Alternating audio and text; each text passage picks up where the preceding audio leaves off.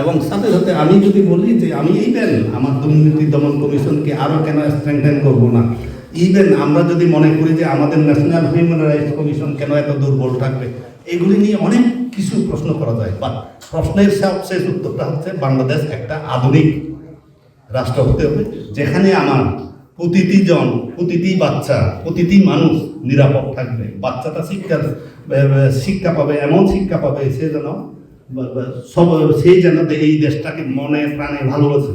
এই জিনিসগুলি আমাদের থাকাটা খুবই দরকার। দেখুন যে আমরা যদি এই চিন্তাগুলি করতে পারি, একসাথে করতে পারি, কেবলই তখন আমাদের বাংলাদেশটাকে আমরা যেভাবে বিনির্মাণ করতে চাই, আমাদের জুলাই যোদ্ধারা যে স্বপ্ন দেখেছিল, তখনই সম্ভব হবে।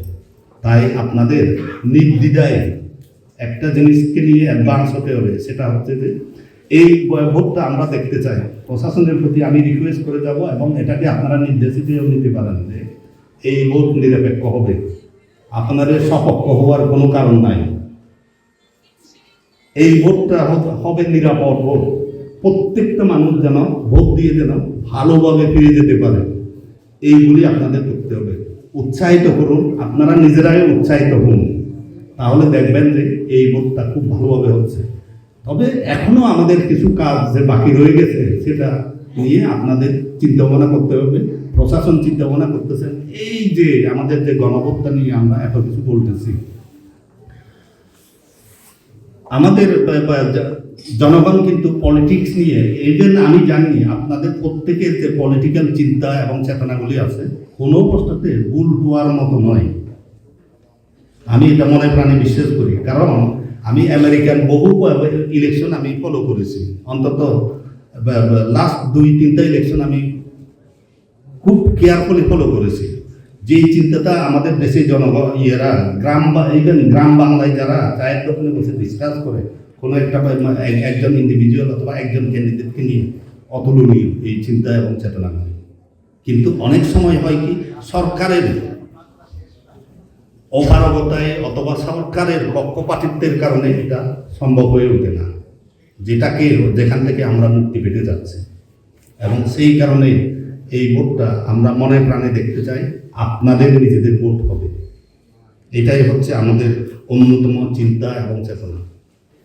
তো যাই হোক, আমি অনেক কিছু বলে ফেললাম এবং বলে গেলাম, তারপরেও আমি ডিসি সাহেবদেরকে বলি, আমি এখানে সামনে যে আমাদের ইয়েদেরকে দেখতেছি যে গ্রাম পুলিশ বাহিনীদেরকে, প্লিজ তাদেরকে কাজে লাগান। ওনারা কিন্তু গ্রামে গ্রামে যান, গ্রামে গ্রামে উদ্যান বৈঠক করতে পারেন। আমরা করতেছি, ধর্মীয় নেতৃবৃন্দের সাথে কথা বলতেছি, আপনারা নিজেরাও ধর্মীয় নেতৃবৃন্দের সাথে কথা বলতেছেন। ডাক্তার সাহেবরা আছেন, ডাক্তার সাহেবরা তাদের মতো করে ইয়ে করতেছেন। বা উদ্বুদ্ধ করুন, শুধু আমাদের ভোটারদেরকে উদ্বুদ্ধ করুন। তারা এইবেন তার নিজস্ব ভোটটা, পার্লামেন্টারি ভোটটা দেওয়ার সময় নিজের মনে করে দেবে। কেন? সে একই পরিবারে 2 জায়গায় 2 ভোট করতে পারে, একই পরিবারে 3 জায়গায় 3 ভোট করতে পারে, এটা স্বাভাবিক। এটাই হচ্ছে ডেমোক্রেটিক প্রসেস এবং এটাই হচ্ছে আমাদের নিরপেক্ষতা। এবং এই নিরপেক্ষতা এবং ডেমোক্রেটিক প্রসেস শুধু রাস্তাঘাটে এখানে ওখানে করলে হবে না, এবং নিজেদের পরিবারের ভিতরেও ডেমোক্রেটিক প্রসেস থাকতে হবে। আমি সব সময় একটা জিনিস বলি, আমরা একটা দেশ, চীন নামক একটা দেশকে আমরা সব সময় মনে করি is a communist country. But আমি আপনাদেরকে বলি, 5,500 যে কমিউনিস্ট পার্টির যে মেম্বাররা আছে, তাদের তারা যেভাবে ভোট দেয়, এটা এত ডেমোক্রেটিক, পৃথিবীতে কোথাও এইরকম ডেমোক্রেটিক প্রসেসে ভোট হয় না। আপনারা হয়তো পরে থাকবেন, জেনে থাকবেন।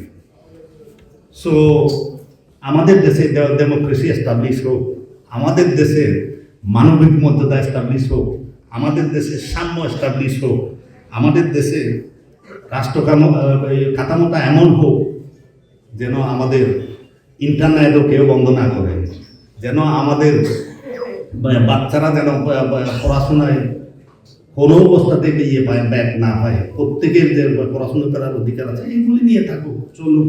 এবং এই সামাজিক ব্যবস্থা, সামাজিক ন্যায় বিচারতা, ধর্মীয় স্বাধীনতা, এইগুলি থাকুক, সম্প্রীতি বজায় থাকুক। এবং আমি পার্বত্য অঞ্চলের এবং পার্বত্য উপদেষ্টা হিসেবে আমার এইগুলি নিয়ে সবসময় কথা বলতে হয়। আমি ইভেন এই যে 16-17 তারিখ আমি এই ধরনের করেছি, অনুষ্ঠান করেছি রাঙ্গামাটি এবং খাগড়াছড়ি, একই জিনিসগুলি বলেছি।